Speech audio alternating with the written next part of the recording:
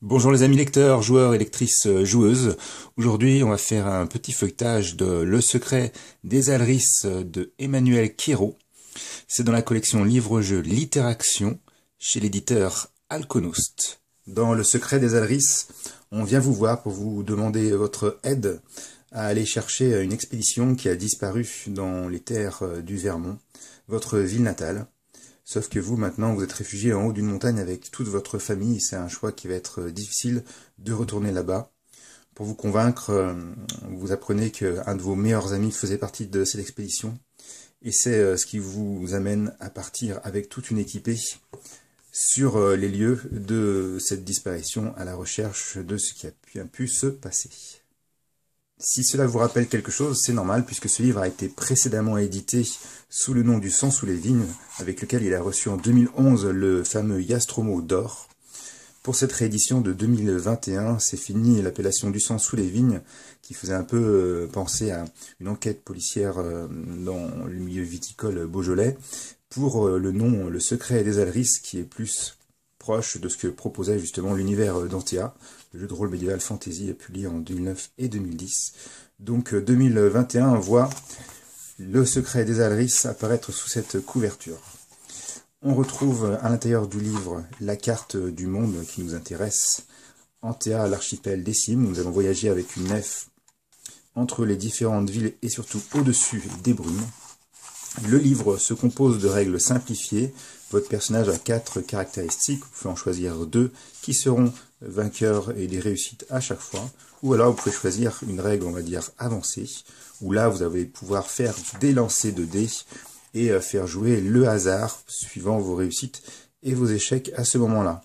Après, on va retrouver tout un tas de vocabulaire et de lexique qui vont vous aider lors de votre aventure, les mesures de l'univers, les différents personnages qui sont se joindre à vous pour retrouver l'expédition qui a disparu, donc les savants et les mercenaires, et enfin un glossaire pour bien s'immerger dans ce monde très très particulier. C'est parti, l'appel du large est lancé, on vient vous voir et vous partez à l'aventure puisque vous choisissez de laisser votre famille au profit de la recherche de votre ami et de cette expédition dont vous ne savez pour l'instant rien du secret qui se cache derrière. C'est parti pour un petit feuilletage puisque les illustrations sont très réussies. Elles sont en noir et blanc et c'est de Guillaume Romero. Elles sont nombreuses, il y a des endroits clés de l'aventure. Je vais vous montrer un petit peu le style Guillaume Romero, qui est franchement ce qui se fait de mieux aujourd'hui dans les illustrateurs français. C'est une valeur sûre. Je vais vous montrer un petit peu. Ah, celle-là, elle est magnifique. C'est envolé là. Je l'adore. Et puis si je peux vous montrer aussi un petit peu les mauvaises rencontres qu'on peut trouver dans certains endroits de cette aventure. Voilà. Alors est-ce que c'est bien? Eh bien je dirais que c'est très très bien. J'ai adoré.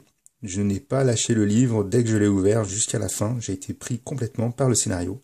C'est le point fort de ce livre.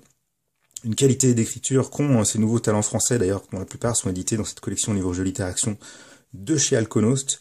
C'est très très agréable à lire. On est pris dedans.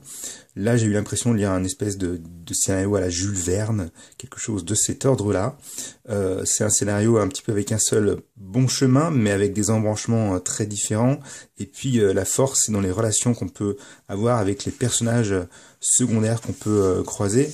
Je pense notamment à cette première rencontre sur la nef avec le tourmenteur ici présente. Et bien d'autres personnages. Le fait aussi qu'on est père de famille, qu'on part chercher un ami, il y a une quête un peu plus personnelle, quelque chose de plus profond que ce que je peux retrouver dans une littérature plus anglophone du passé, de ce qu'on a eu avec les livres dont vous êtes le héros. Donc la French Touch, j'adore.